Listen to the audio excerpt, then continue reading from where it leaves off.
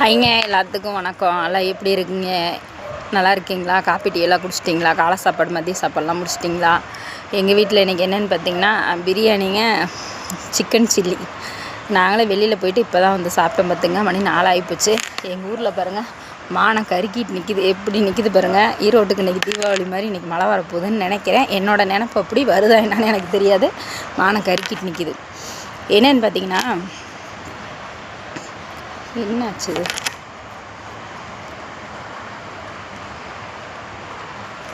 என்னென்னு பார்த்தீங்கன்னா இன்றைக்கி நாங்கள் ரோட்டில் வரும்போது பார்த்துங்க, ஒரு சின்ன சந்து தான், மெயின் ரோடு தான், அது சின்னது தான். அதில் பார்த்திங்கன்னா அந்த பக்கம் இருந்து ஒரு லாரி வருது. நாங்கள் 2 பேர் இந்த பக்கம் வந்துட்டுருக்கோம். இந்தாண்ட கொரியரில் சாப்பாடு ஆர்டர் கொடுத்து சாப்பாடு கொண்டு வந்து வீட்டில் கொடுக்குறவங்க பார்த்திங்கன்னா ஒரு பையன், அவ்வளோ ஸ்பீடு வண்டி. கொஞ்சம் விட்டுருந்தா நாங்கள் கீழே விழுந்திருப்போம். பார்த்துங்க, அந்த பையனும் கீழே விழுந்திருக்கோம். நான் என்ன சொல்கிறேன்னு பார்த்தீங்கன்னா, அதாவது அவங்க ஆர்டர் கொடுத்து நீங்கள் கொண்டு போய் அந்த டைமுக்கு சாப்பாடு கொடுக்கணுங்கிறது உண்மையிலுமே நல்ல விஷயங்கள் தான். நான் சொல்லலை, பசியோடு இருப்பாங்கன்னு நீங்கள் அறக்க பறக்க கொண்டு போகிறீங்க, அது தப்பு இல்லை. அதே சமயத்தில் உங்களோட சேஃப்டியும் நீங்கள் பார்த்துக்கணும். அதே மாதிரி எதுக்கால வர அவங்களோட சேஃப்டியும் நீங்கள் கொஞ்சம் கவனம் வச்சு பார்க்கணும். பார்த்துங்க, வண்டியை கொஞ்சம் ஸ்லோ பண்ணி தான் ஓட்டணும். பார்த்துங்க, அவதியாக போனி நீங்கள் போய் அவங்க மேலே விழுந்தாலும் உங்களுக்கும் பாதிப்பு, அவங்களுக்கும் பாதிப்பு. இல்லை அவங்க வந்து உங்கள் மேலே விழுந்தாலும் அவங்களுக்கும் பாதிப்பு, உங்களுக்கும் பாதிப்பு. உங்களோட கவனக்குறைவால் யாருக்கும் எந்த பாதிப்பு வந்துடாமல் அந்த டைமுக்கு கொண்டு போய் கொடுக்கணும்னு கொஞ்சம் வண்டியை மட்டும் கொஞ்சம் பொறுமையாக ஸ்லோ பண்ணி ஓட்டிகிட்டு போங்கன்னு உங்களை ரொம்ப கேட்டுக்கிறேன்.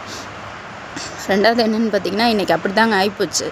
வரும்போது எங்கள் வீட்டில் மட்டும் கொஞ்சம் வண்டி ஸ்லோ பண்ணி அவர் நிறுத்தலைன்னா கண்டிப்பாக இன்றைக்கி 2 பேர் டிச்சில் விழுந்திருப்போம். பார்த்துங்க, அந்த பையன் அவ்வளோ ஸ்பீட்டில் காதில் எக்போனை மாட்டிட்டு அவ்வளோ ஸ்பீட்டில் அந்த பையன் பாட்டுக்கு போய்கிட்டே இருக்குது.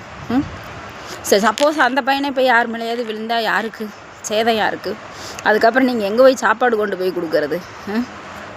கொஞ்சம் ஸ்லோ பண்ணி முடிஞ்ச வரைக்கும் கொஞ்சம் வண்டியை கொஞ்சம் ஸ்லோ பண்ணி, ரொம்ப முக்கியமாக ரோட்டில் போகும்போது கொஞ்சம் கவனமாக போங்க. உங்களால் அவங்களுக்கு பாதிப்பு இருக்கக்கூடாது, அவங்களால உங்களுக்கு பாதிப்பு இருக்கக்கூடாது. அந்த டைமுக்கு நீங்கள் சாப்பாடு கொஞ்சம் முன்னாடியே போய் அட்ரஸ் தெளிவாக கேட்டு அந்த டைமுக்கு கொஞ்சம் டெலிவரி பண்ணுங்கள். கொஞ்சம் முக்கியமாக கவனமாக ஓட்டிகிட்டு போங்க. பாய்ங்க, பார்த்து பத்திரமா இருங்க.